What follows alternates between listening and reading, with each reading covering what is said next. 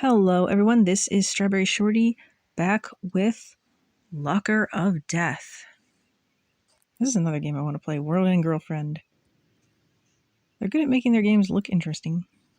We're starting Chapter 8. I think there's 15 chapters with 3 or 4 different endings. Oh, I got a text message.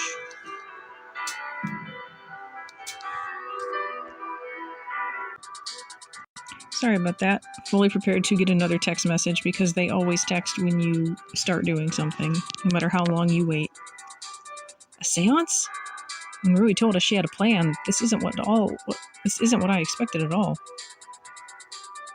The looks on Nadoka and Mana's faces, they're just as surprised as me. I know this must sound strange, but I've done this before. Actually, I've been able to perceive and speak with ghosts all my life. Oh, you're just now trying this? In that case, why do we need to contact the victims? Can't you talk to Karina's spirit directly? See, our character is smart sometimes. I tried that, once. You did? When I first realized the Locker of Death seemed to have originated with a girl's death, I tried to summon the ghost linked to the curse. What happened? Were you able to, or didn't you have enough information? It worked, in a way. I couldn't see her, but I felt a presence in the room with me. It was a cold, dark presence, draining away my energy, pulling the very air from my lungs. She shudders at the memory. I banished the spirit immediately. If I'd waited any longer, I'm sure I would have died. How horrible. Rui almost died from summoning Karina's ghost? What should I ask? Why did that happen, or is this seance dangerous? I'll say, is this seance dangerous? Yeah, maybe we ought to drop the idea and try something else. Don't worry, we're going to speak with Karina's victims. They should bear us no ill will. They just got murdered. I mean, they might bear ill will towards the living in general. Are you sure about that? What if they're angry because of the way they died? Look, Nadoka's being smart too. Even if they're malevolent, they haven't been dead long enough to gain the sort of power Karina has. I'll be able to banish them safely. Are you sure about this?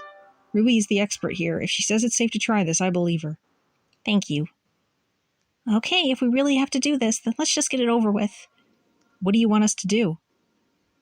We need to all sit in a circle and join hands.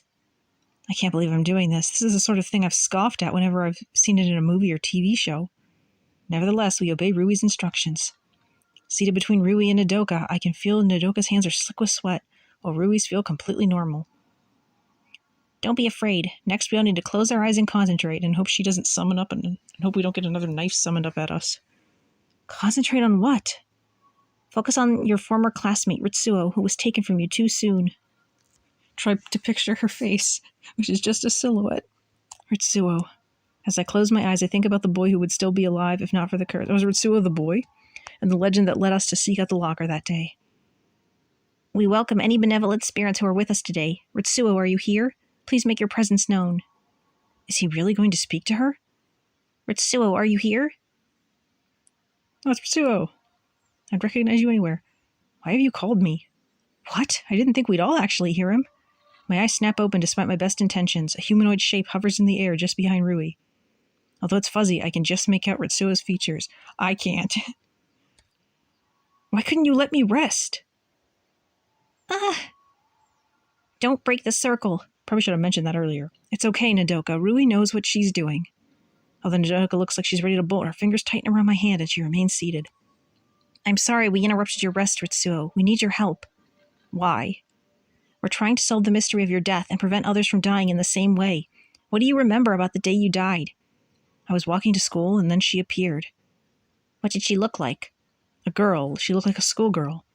The brief description he gives us matches that of the ghost we saw and the image in the newspaper. I mean, it's just a girl in a school uniform. That could realistically be anybody. Maybe ask about her other features. What happened after she appeared? She lunged for me. I couldn't breathe. I tried to run, but I couldn't escape her. No air, no air. Darkness closed in around me. Mana squeezes her eyes shut and shakes her head. It sounds horrible. Did she say anything to you? Please, Ritsuo, try to remember. Any clue at all might help us stop her. She sang to me. She sang? And as everything went black, I could hear it. His low voice echoes around the room as he sings in mimicry of the ghost that killed him. I'm not singing. White petals on the wind, drifting on a somber sigh. See the maiden beckoning, open up the gates of night. She sang that before she killed him? What does it mean? Thank you. Does anyone else have a question for Ritsuo before he leaves? Ritsuo, what's the other side like? Udoka and Mana shake their heads furiously, but I hesitate. Should I ask Ritsuo's spirit a question? Do you blame us for your death? Did you really love Hina? No questions. Ask about Hina. Did you really love Hina? Hina, my feelings were an overpowering force. I never had a chance to know her. I never had a chance to learn to love her. Then it really was all the locker's doing. Udoka and Mana stare down at the table. Both of them look guilty. I wonder what it feels like to fall under the locker's sway like that. At the time, you probably don't realize anything is wrong at all. Thank you, Ritsuo. You may rest now. Please, for my sake. Yes? End the curse and survive. His final plea hangs in the air as he fades from sight. Survive. Then he's gone, and the four of us are alone around the table again. Phew, well, okay, that wasn't so bad. Next, we'll speak to the other boy who died that day, Hiroto. You mean we're not done? I'm not sure if we should trouble Hiroto. After all, Ritsuo was displeased to be disturbed. Perhaps, but I sense that Hiroto is already in this room with us. Eh?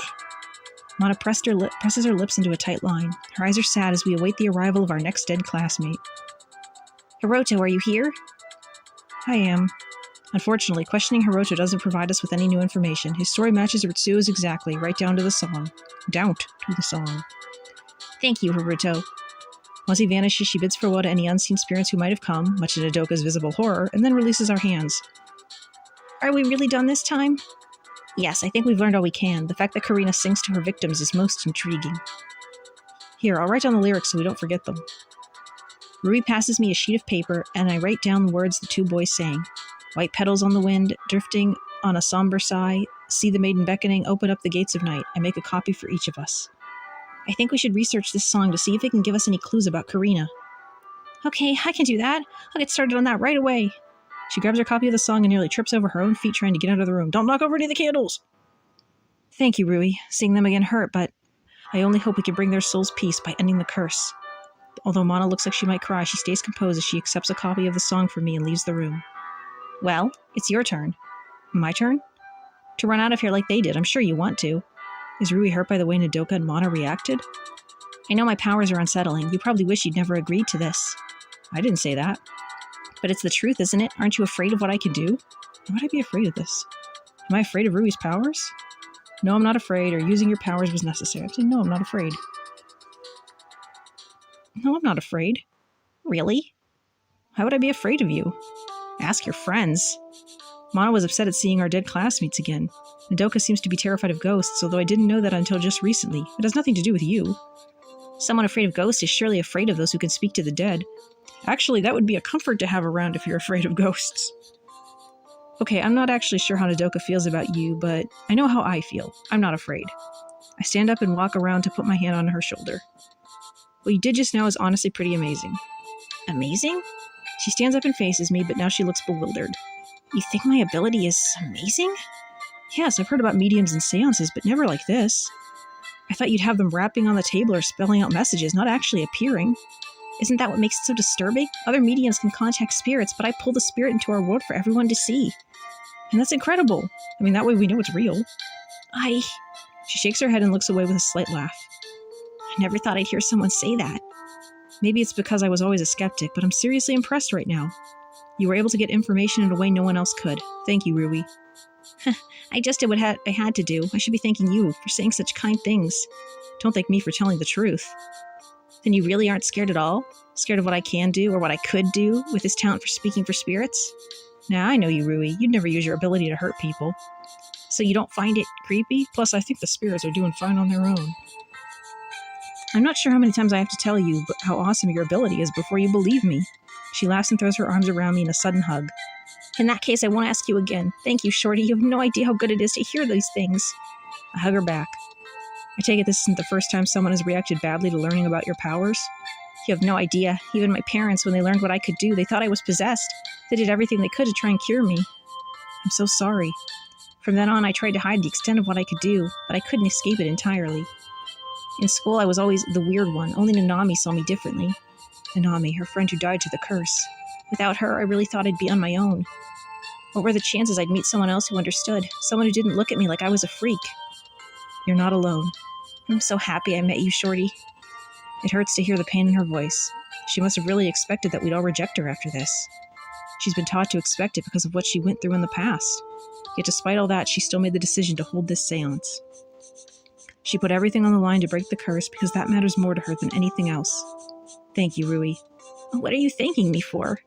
Everything. I suppose you're welcome then. Now let's see what we can do about breaking the curse. I'll see if I can find out anything about this song. Just pull out her phone and Google it. Of course, with Google, trying to search song lyrics probably won't go too well. I speak from experience. This song is the one clue that might help us learn more about Karina, but will it really be enough? I kind of expected it to be like, find out next chapter. At home, I look up the lyrics online, but find nothing, as expected. Then I ask my parents about the song, but they've never heard of it before. Finally, I head to my grandfather's house. He knows a lot about this area. Maybe he can put me on the right track. Ah, Shorty, you look like you have something on your mind. I do, actually. Have you ever heard a song that goes something like this? I clear my throat and do my best to imitate the melody Ritsuo and Hiroto sang. White petals on the wind, drifting on a somber sigh, see the maiden beckoning, open up the gates of night. It's been many years. Then you know of it? Not that song in particular, but the way it's constructed, the flow of the song. Yes, that's the way they made music in a village I visited once. A village? Do you remember how to get there? Why the sudden interest? That song, I want to know more about it. It's not like I can tell him the truth about Karina and the curse. He'd never believe me. I'm glad to see you have an interest in old songs. I think I still remember the directions. Let me see. That night, I contact the others to let them know what I found out, and we make plans to visit the village the next day. In the morning, I head to the train station where we'll be meeting. Hey, look, everyday clothes. I never pictured Mana wearing jeans. Actually, I feel like you never see girls in, anime stuff wearing jeans. Looks like we're the first ones here. Guess so, we're a little early. I was so worried about being late, I set my alarm 3 hours ahead of when I needed to get up. I hope Nodoka and Rui didn't oversleep. Rui doesn't seem like she'd oversleep. Nodoka, on the other hand. Don't worry, they'll be here. I'm sure you're right, and if they don't show up in time, we'll just go ourselves. Just the two of us taking on the curse by ourselves. If that was the only option, I'd do it. I'd do anything for you, Shorty. I mean, I would also rather do that than do nothing, but I'd still like to have at least Rui with us. Her gaze softens as she looks into my eyes. I'll finally repay you for when you helped me back when I was injured. Do you remember? We're about to get backstory? That was many years ago now. The incident that brought us together as friends. I wonder if she's been thinking about it a lot lately. What should I do? Reminisce with Mana, focus on the task. Let's reminisce. We can't do anything yet. Of course I remember. How could I forget? If it wasn't for that, we probably wouldn't have become such close friends, and I'd probably never have... She trails off and looks away with a blush. She'd never fallen in love with me? Is that what she was going to say? I thought she was going to say, I'd never put your name in that locker and gotten us all cursed. At the time, I thought that was the worst day of my life, but in retrospect, it might have been one of the best. I remember how upset you were. I felt like the world was coming to an end. So was young Mana. Back then, Mana was a track and field athlete. She was already making a name for herself despite how young she was at the time. But one of the events went horribly wrong and she broke her leg. It shattered in multiple places, and when it finally healed, there was still lasting damage. She can walk, but she can't run anymore. Oh, poor Mana. I'll never forget how she looked after the doctors told her, hopeless, despondent. I think that caused her more pain than the injury itself. How do we know? Were we there? You know, I never did ask. Why did you approach me that day after school? We've never spoken to each other before. Because you looked so sad. My dreams for the future had crumbled around me. I felt like there was nothing for me anymore. If you hadn't talked to me that day, I don't know what I might have done. The sadness in her voice takes me back to that moment, and I hug Mana tightly. I wonder if Karina took her own life. It just kind of made me think of that. I remember how she confided in me and how she cried on my shoulder even though we barely knew each other. From then on, I started spending time with her. Mana. Don't be sad now, Shorty. That's all in the past, thanks to you. Did I really help you? More than you ever know. You listened to me without telling me how much you pitied me like everyone else seemed to do. I started looking forward to your visits more and more, and you saw the real me. The real you? You weren't hanging out with Mana the track and field star or Mana the injured girl. You were just interested in getting to know Mana, your classmate. There's so much more to you than just athletics or an injury. At the time, it was hard for me to see that, but thanks to you, I was able to. You made me see that my life wasn't over. I'm glad. You gave me a reason to live, Shorty, and that's why I'll do whatever it takes to help you now. You don't owe me anything. It has nothing to do with that. It's what I want. She rests her head against me and lets out a long sigh. If you were gone, I'd be lost again. With Nodoka, you wouldn't be alone. No, but there would be a void in my heart. I can't imagine life without you, Shorty. Don't worry, I'm not going anywhere. You guys are the ones that's cursed. Good. She lifts her head and looks around with a frown. So where are the others? What's taking them so long? Relax, they'll be here. We're early, remember? How can I relax when the person who matters most to me? Hey, you said it yourself. If the train leaves before they get here, we'll just handle this together. Promise? I promise. I'll always be there for you. I'm the one who should be saying that to you right now. Oh, Mana, if only you knew. You realize we're getting near the end of the week, don't you? Yeah. If it really works the way you say, then we only have 2 days left to break the curse. I didn't really realize that. 2 days, that doesn't seem like much time at all. If we don't break the curse in the next 2 days, you'll die. We have 2 days left to break the curse. If we don't, it won't be me that dies, but Mana and Nadoka. If we really find the clues we need in the remote village, I sense a chapter incoming. Find out in the next chapter! So I'm looking forward to seeing this village and finding out more about Karina's backstory. I do kind of have preferences for one of the girls, but I'm going to keep that secret for now. Anyway, which girl do you prefer? Let me know in the comments. Thank you so much for watching, and I'll catch you next time. Bye!